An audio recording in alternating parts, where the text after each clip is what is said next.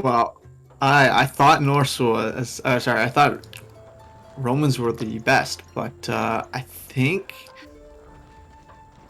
Eshwar might be able to convince me of otherwise.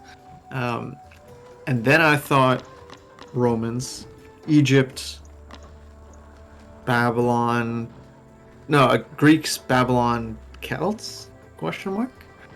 Um, Uh, well, to be but honest, I think that might be a little bit outdated.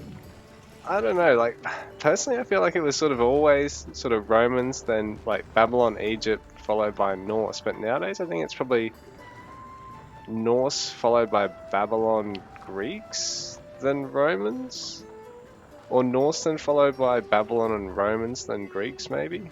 And Egyptians are great as well. They've got a really awesome late game with the Priests of Ptah, but Oh, early he's it's not really getting risky. conditioning. There we go.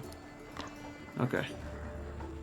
Yeah, I So guess with the slow completely conditioning. different strats here. EKA is going for, which is what I like, Priestess of Raws, like a couple of them. Um, Ashwar, he hasn't gotten another Priestess of Raw yet, but he is going to H3 faster than EKA. But I gotta say, I do love me some Spearmint Champion and Axe Champion. Well, neither of them's picked up Spear Champ yet, which is interesting because I think when you get it, they've actually got a ridiculous train time and it allows you to just sacrifice them to snipe Yeah. buildings. But I think both of them are just tunneling straight onto Axe Champ, gonna skip Spear Champ just because it can Whoa. cause population issues. He's letting him do so much. Ashwar's getting up a fortress now. Yeah, oh, this is... E- Eshwar's playing really compact here. This is great. He's even gonna try EKA distance should like convert. not let this happen. Yeah. Here we go. Ekka's Gonna sort of try to move forced to out. engage too. Ooh, a nice insanity there. So the stolen unit. Just as the war chariot, the chariot archers are coming out. Uh oh. The fortress is up, and oh no, I think EKA might be behind He has quite a lot of bit here. priestesses. But the production facilities are way in favor of EKA, so I think he can. I think he has a real shot in this game if he doesn't squander it. Yeah, well that's it. I think he is actually up by still a pair of production facilities, but there is war elephants slowly trickling out. So he's gonna have to try and sort of micro and mass up, and he needs to sneak in Spear Champ here, I think, because that'll allow him to really leverage bodies just to keep the war elephants at bay. But He's good. ooh. Yeah, I was supposed to say convert it, but it's gonna still attack him. Oh, that's rough. And Eshwell's not going to bother sending anything over there either because he knows if he just leaves it, that's a lot of damage because it's going to kill a couple of units and really damage those barracks, which means the fortress can slowly chip away at them too.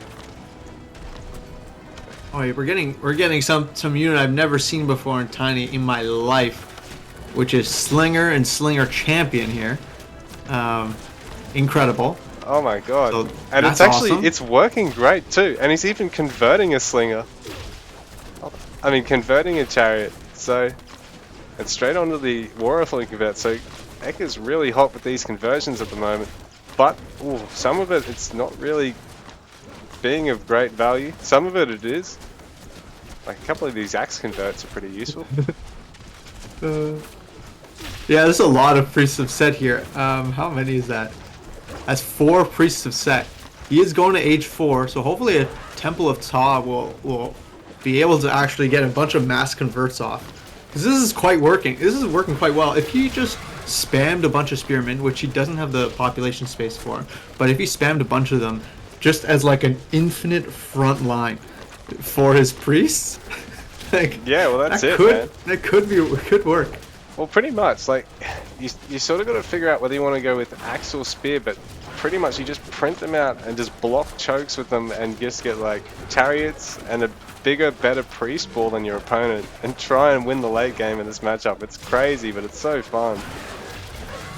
This is an incredible game so far. I did not expect this, but EKA might be. I'm hoping EKA might actually be able to pull this one out.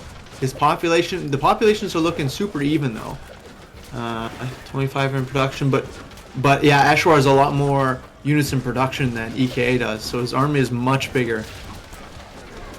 Although you're a lot right of them are about just that. priests of Ra and Pop in priests play of is Ta. really favouring Eka at the moment, and that. Oh, if he gets Priest of Tar out, man, it's deadly. If they don't go down and start getting converts, goodbye to buildings and units. And they don't just go insane, they go straight to the other player. This is Sort looking of good. Now, rotated what workshop. does EK need to do to crack this this nut, or has he already cracked the nut essentially? I think he has, yeah, GG. He's GG. won game number 3. On the mirror Nutty. match, EK takes it out. Nutty What does stuff. that say? I don't know, man. Like, it's funnily enough, it's the matchup I pipped Eshwar in to tie up the series before he obliterated me in the next 2 games. So I don't know what to say. I think it's just one of those matchups where Eshwar must have like this build. The way he's playing this style must be great against the other civs, but I think against EVE, funnily enough, sort of feigning weakness early, as long as you're able to keep up either, you know, your chariot count or your priest count, you can win the game. Doesn't matter if you start to fall behind in population a little. It's different later on when you don't have a chariot or priest ball and you fall behind on infantry, because then you're sort of screwed. But provided you've still got that later game tech still alive, and it seems to be Eshwar's weakness in this matchup in particular, I guess, or at least something the other players have sort of adapted to using first, I guess, is just microing down and killing you down the chariots, so you've got the chariot advantage, because I think Eshwar led in chariots by about 7 or 8 then at one stage, and then when you notice those slingers coming out, man, there were no chariots left after about 10 seconds. Yeah, that was Nutty pretty play. crazy. And not to take it against... Sorry?